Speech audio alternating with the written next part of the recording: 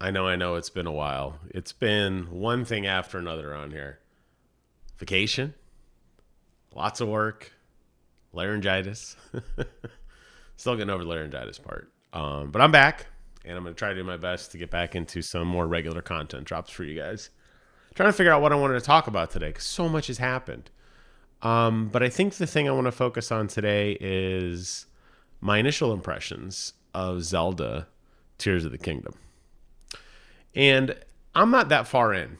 And I know a lot of people have already been playing the game, probably beaten it. There's so many guides out there. There's so many tutorials out there. There's so many cool, crazy contraptions that people are making with the Ultra Hand. For me, I'm not in any rush to beat this. And I look at these games very differently than a lot of other people in the sense that I don't really care about where the story's going.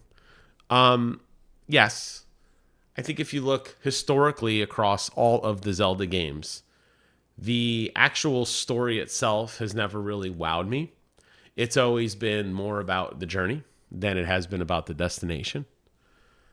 I can name a few instances in a couple Zelda games where a story element or a story twist or something unique happened that really made me go, oh my gosh, that was a great piece of story writing. But historically, I think across all the Zelda games, it's been more about finding your way and having that adventure in making the game your own. The tools that are available now, obviously, significantly better than they were in the past, which were significantly better than they were in the past. Zelda has always been about pushing player expression and pushing the bounds of what you can do in a game. When you were playing Wind Waker, for example, sailing the boat around this giant world, going off and fighting enemy ships and uncovering strange new islands was awesome. I don't think there's anything like that at the time. Skyward Sword comes out. Now we're going to make it somewhat vertical. We're going to introduce a whole new way to fight and do sword combat. Now you're using the Wiimote. And vertical slashes or horizontal slashes or diagonal slashes all have different effects depending on combat. Combat had never felt that way before. Then they kind of got away from that and they went more to a tool-based system with Breath of the Wild, where you got a very defined toolbox at the very beginning of the game, and that toolbox got you through the entire game, which allowed you to do some ridiculous things. And I think a lot of us thought, well, like, we've reached the pinnacle, right? Like, this is it. This is the best Zelda we can have. And then Tears of the Kingdom comes out, and they do it again. And I, like many others, are absolutely blown away by this game.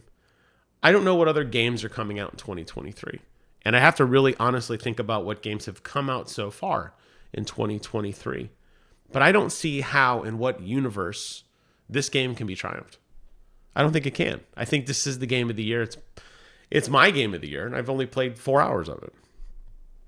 And you're probably thinking, well, geez, that's really, very premature. But when you look at how this game plays, when you look at the sheer creativity, when you look at the reward that you get for exploring, it takes the best of everything that we've ever gotten in a game, and it doubles and triples down on itself. The starting island, which is, I literally just left the starting island. That's literally the last thing I did before I hit record, is I jumped down to Hyrule. Because like all the other Zeldas, you're starting off in like a little area, in this little tutorial island. You're floating in the sky. And it teaches you the basics. It gives you some of the basic abilities. Not even all of them. I don't even have all the skills yet. It gives you enough to get started.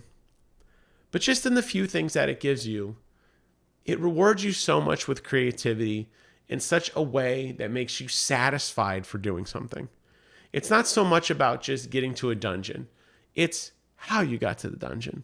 There's multiple ways to go. I'm sure you could Golden Path this.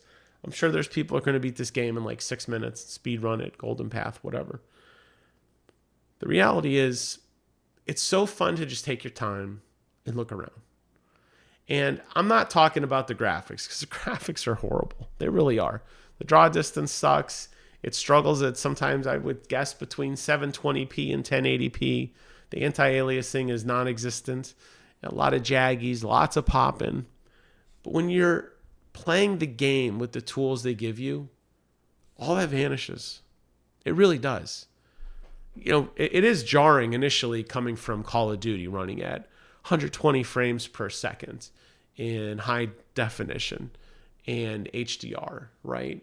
And then jumping over to a game like this where it looks bad and it's struggling, and much like my voice, it's struggling to look good. And you could tell that this little switch is like way over its head. And you just think, man, this game would look so much better if. And you start thinking of these things as you're playing. But within minutes, that's all gone. And you're just swept up in the magic of the universe. And you're swept up in the ability to craft your heart's desire on the fly with the Ultra Hand. And if there's a cliff you want to get up to, well, yeah, you could probably climb it. Maybe you could chow down on stamina food, just like in the first one, and slowly climb your way up. You probably could use the new ability that like launches you up through at the top of a mountain. Let's say there was a gap, you could launch your way up. Or you could, take a bunch of trees and cut them down and make your own bridge. You could make your own helicopter. You could make some sort of vehicle that gets you partially the way up. You can create a catapult.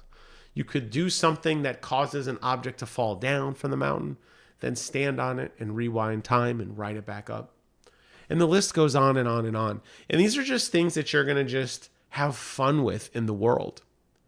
Now, the game does clearly want you to think along those lines, because when you do go to those dungeons and those shrines, which are awesome, they're going to do the same thing. They're going to have those puzzles that require you to just use the handful of abilities that you have to just figure out the best way to get through. Might not be the only way to get through, but it'll be the best way to get through, at least for you, at least your play style. A game that rewards you so much for playing the way you want to play. And then there is a light at the end of the tunnel. There is a piece of treasure. There is a piece of gear. There is a new weapon. There's something. Every little cliff, every little mountain, everything that's off in the horizon, everything that looks like it's difficult to get to, there's something there for you.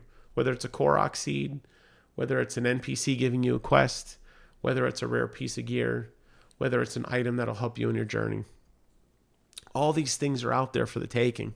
You don't have to do them. They're there. If you don't want to do them, don't do them. But you will absolutely feel rewarded for doing them. And I love that. So as my voice fails, I just wanted to say I'm back. And I wanted to say that from my perspective, Tears of the Kingdom is easily one of the best games ever. It triumphs, and it's better than Breath of the Wild, which I didn't think was possible. I think Breath of the Wild is an absolute masterclass in open world game design. And I think it is the absolute gold standard until Tears of the Kingdom came out in open world game design and in third person combat and just third person exploration. But the fact that Nintendo is able to take that skeleton of a game, that framework of that game, and then apply it to something else and to make it even better is insane. And it's absolutely a triumph and a celebration. I said before, I thought that Breath of the Wild was an absolute system seller. I will once again reiterate that I still think that. Tears of the Kingdom, absolutely system seller. I know Nintendo is going to break all sorts of records. They're going to get tons of money, and they should, because this is how a game should be made, and this is absolutely how a franchise should be celebrated. I'll do my best to heal up. Hope to have more videos for you guys in the next week or so. But that's all for now. Thank you guys so much for watching. Take care of yourselves. And until next time, I will see you guys on the other side.